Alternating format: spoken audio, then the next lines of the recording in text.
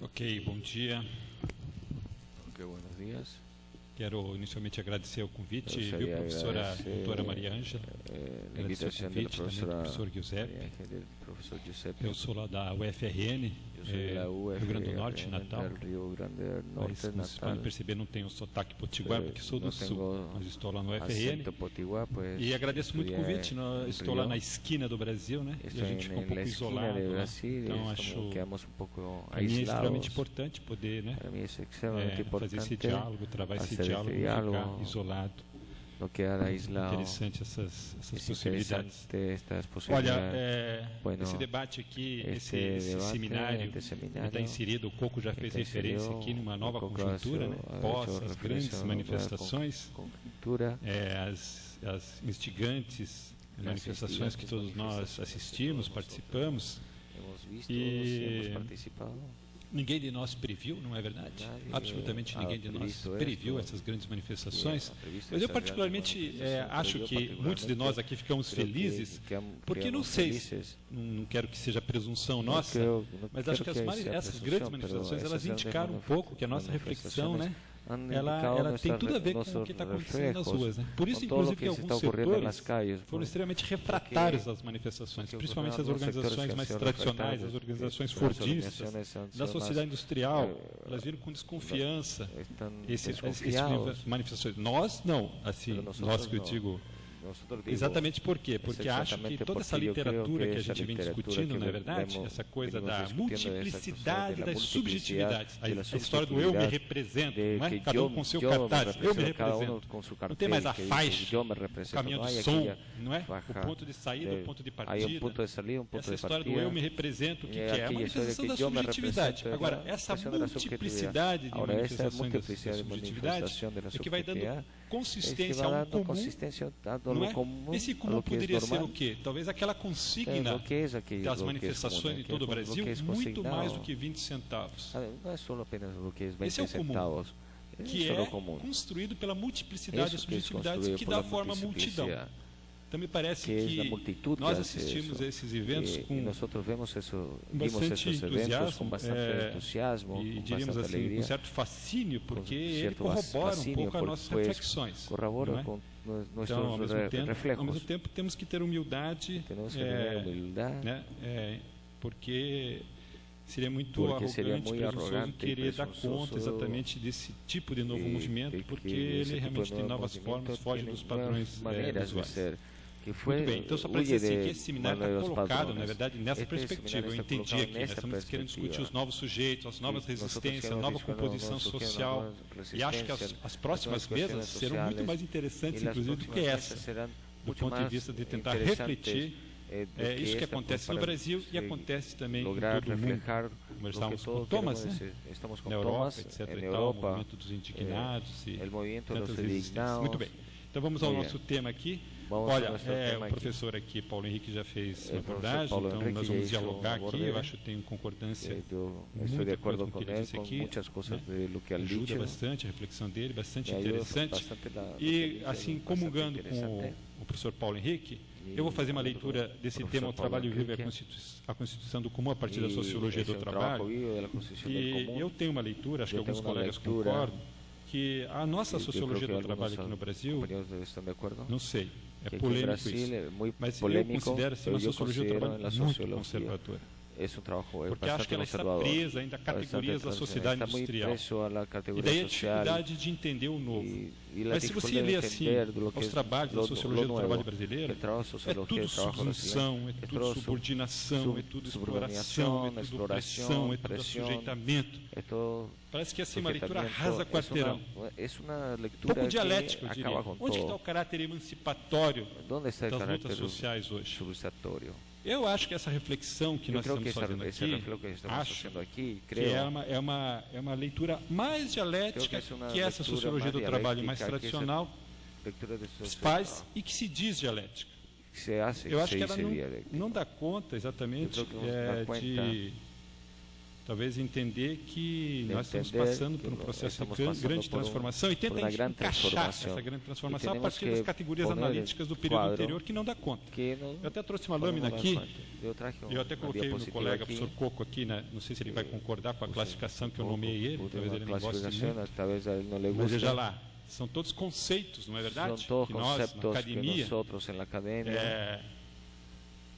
nós na academia discutimos sociedade pós-industrial, pós-fordista, sociedade do conhecimento, sociedade informacional, era da Sé, segunda modernidade, pós-social, novo capitalismo, modernidade líquida, sociedade do risco, e nós poderíamos por aí continuar. Ora, na essência, todas essas categorizações dizem respeito a uma única coisa com as suas variantes, que é o quê?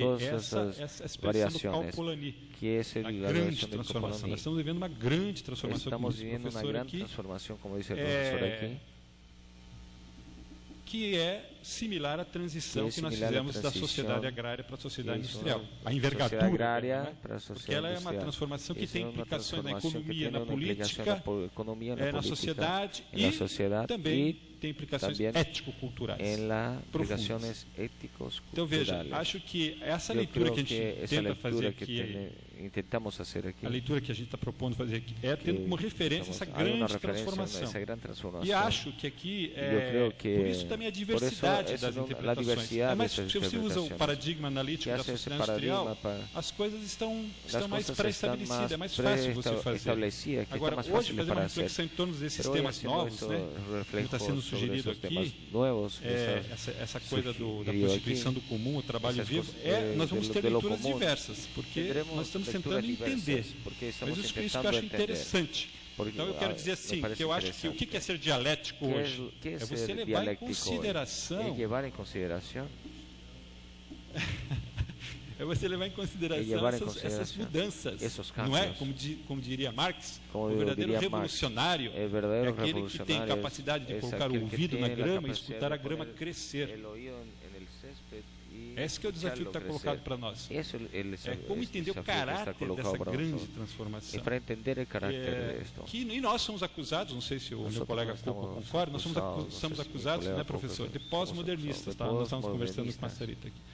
Vocês com essas teorias pós-modernistas, né? Vocês veem lá, vocês com essa coisa de multidão que quer substituir o conceito de classe social, isso é pós-modernismo, não sei o quê. E aí faz uma crítica que desqualifica o debate político.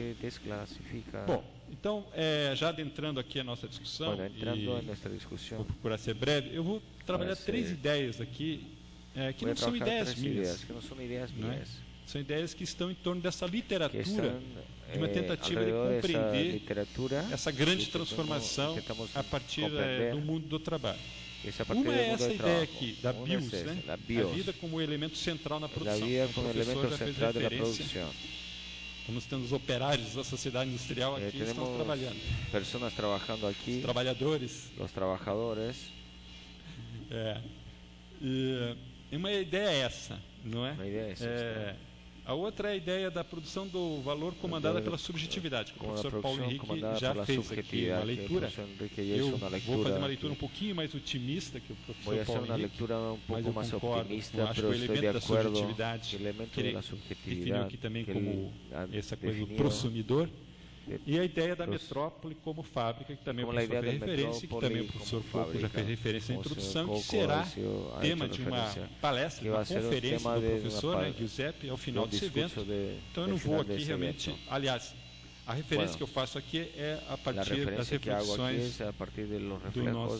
do Coco. Então eu não vou aqui aprofundar, porque vai ter uma conferência que ele vai trabalhar esse tema aqui da metrópole como fábrica, que também o Paulo Henrique fez referência. Olha, a primeira ideia, a BIOS como elemento central na produção. Eu gosto muito dessa frase do Paulo Vierno.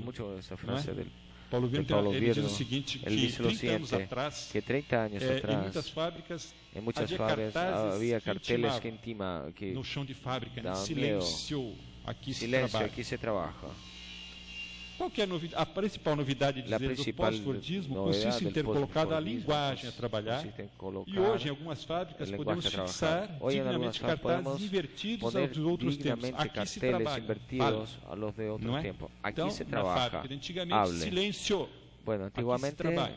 Hoje, mudou. Hoje é Cambió. Vale. Hable. Que diz respeito exatamente à ativação dos recursos imateriais no processo produtivo. Então, veja bem, atenção. Isso são nichos ainda. Isso são nichos. A sociedade nossa, o trabalho é ainda terrorista e fordista. Entretanto, nós estamos tentando aqui perceber quais são os núcleos, que estão mudando, alterando o modo produtivo. Como nós tivemos a transição da sociedade industrial para a sociedade agrária. Ele não é quantitativo, mas qualitativamente é o que faz diferença no capitalismo mundial hoje. Essa ideia, então, do Paulo Vierno, que o capital ele adotou uma cruzada contra o caráter monológico. O que é o caráter monológico do trabalho? É um trabalho taylorizado. Você entra às 8 horas, você vai para o seu posto de trabalho. Tudo que o professor aqui, Paulo Henrique, explicou dessa fase da sociedade industrial, trabalho especializado, rotineiro, monótono, desqualificado, sem enriquecimento nenhum, repetitivo, exaustivo. Bom, e que ainda é hegemônico na sociedade. Mas, o que começa a fazer diferença no capitalismo mundial é essa ideia de ativar os recursos imateriais como um elemento determinante para a produção do plus produtivo. Acho que vai ficar mais claro aqui. Aliás, aqui tem uma outra afirmação similar do Negri, do Lazzaratti, que também é muito interessante, que é essa ideia alma, que é uma frase belíssima, a alma do operário deve crescer a alma do operário. É a sua personalidade, a sua objetividade, a sua subjetividade que deve ser organizada e comandada. Então, uma ideia interessante que desses autores, o Gores vai dizer isso, que a sociedade industrial, por isso, ela tentou aniquilar o trabalho vivo.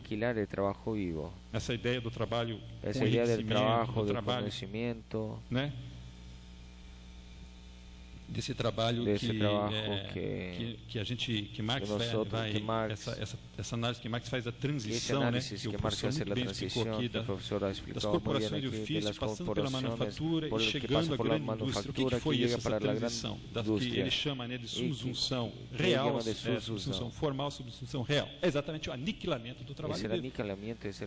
O trabalho vivo aqui é entendido como esse trabalho que enriquece o processo produtivo, onde há uma certa autonomia, etc. O que o Paulo Vierno dirá? Que hoje o capital procura reconciliar o que um dia foi separado. Ou seja, o capitalismo industrial, ele cediu o trabalhador. Doravante, eu quero só o seu corpo no trabalho, a sua energia física, a sua mente, você deixa fora da fábrica. Não interessa o que você pensa. Hoje não. Hoje o capitalismo tenta reintegrar o trabalhador no seu todo corpóreo. Corpo e mente. Então, hoje a mente, não é? A vida da mente, como diz Paulo Vierno, ela é importante para o capital. Por quê? E a gente vai ver por quê, né? Exatamente porque é o que faz diferença hoje no capitalismo mundial. Essa ideia, então, que o capital investe na bios, na vida do trabalhador, como elemento central para o plus, a mais-valia produtiva. Então, interessa o capital, a mercadoria do corpo, não apenas como unidade biológica, mas como corporalidade social, ou seja, aquilo que ele reúne em si como parte integrante de uma capacidade produtiva maior. Atenção. Ora, considerando-se que hoje o capitalismo mundial tem na sua base uma nova revolução, que é a chamada revolução tecnológica, revolução informacional, terceira revolução industrial, que alterou fundamentalmente o modo produtivo e que usa agora como base esse novo modo produtivo a questão da informação, a informática. E essa informática, ela exige, ela pressupõe não mais aquele caráter monológico anterior, mas um caráter dialógico. Aqui você tem uma mudança substancial. O que estou querendo dizer é o seguinte, que a autora Corsani diz, que hoje a produção é a produção do conhecimento pelo conhecimento. As máquinas ferramentas informacionais são dialógicas. Atenção, estamos falando sempre de nichos. Tá? São máquinas que exigem um aporte do trabalhador. A máquina produz na medida em que esse aporte, esse conhecimento do trabalhador dialoga com a máquina. Então veja bem, é aquilo que o Manuel Castells dirá o seguinte, que as tecnologias da sociedade industrial, as máquinas ferramentas ferramentas da sociedade industrial são máquinas ferramentas burras. Ela encerra em si um conhecimento, você aprendendo a operar aquela máquina, pronto. Agora, as novas máquinas, ferramentas, elas são informacionais. A performance produtiva delas é dada de acordo com a tua capacidade de dialogar com essa máquina. Fundamentalmente de alterar o seu software. De você alterar o seu software. Então, a produtividade da máquina está associada à capacidade de você interagir com ela. É isso que, né, isso que é um dos elementos que o Negri vai trabalhar, que é o conhecimento. Né? O conhecimento é um recurso imaterial extremamente importante para o capitalismo hoje. Por quê? Porque uma ideia, um software que você cria que você altera, ou que você cria para trabalhar com aquela máquina, ela pode aumentar a produtividade de forma fantástica. Então, atenção, a mais-valia hoje, né, por isso que esses autores todos vão dizer que nós temos que revisitar o conceito de mais-valia, a mais-valia hoje não é dado mais de forma clássica, como diria Marx, pelo roubo da jornada de trabalho. A mais-valia é dada hoje pelo conhecimento. Quanto vale uma ideia que aumenta 20% a produção de uma empresa? Quanto vale essa ideia? Como é que se calcula essa mais-valia? Então, veja, nós estamos falando sempre de nichos, mas o que faz diferença hoje numa economia extremamente competitiva é exatamente a tua possibilidade de você aumentar a tua produtividade, porque os ganhos estão no aumento de produtividade que faz você baratear os custos. A produtividade está associada ao quê? Não mais a performance do trabalhador fordista taylorizado em aumentar o ritmo, a intensificação do trabalho. Também isso. Mas, sobretudo, a produtividade nessas empresas mais de ponta, conectadas ao capitalismo global, elas são dadas exatamente pelo aporte do conhecimento que o trabalhador faz no processo produtivo. Mas não apenas. Também do aporte, como dirão esses autores, da comunicação, da colaboração, entra toda essa discussão do trabalho em equipe, né? Todas essas técnicas de inspiração toyotista, tudo isso é o quê? É fale. Ponha o seu corpo para trabalhar a sua mente, a sua linguagem, a sua comunicação, a sua colaboração, o seu conhecimento. Isso que faz o diferencial numa economia extremamente competitiva. É realmente fazer com que a alma do operário seja não sei. Então eu diria assim, que acho que essa é uma intuição interessante para a gente pensar em novas possibilidades de emancipação. Porque eu diria o seguinte, o conhecimento é a comunicacação, a capacidade de verbalização, de argumentação, a capacidade de isso que o Gores vai trabalhar, né, que o capital procura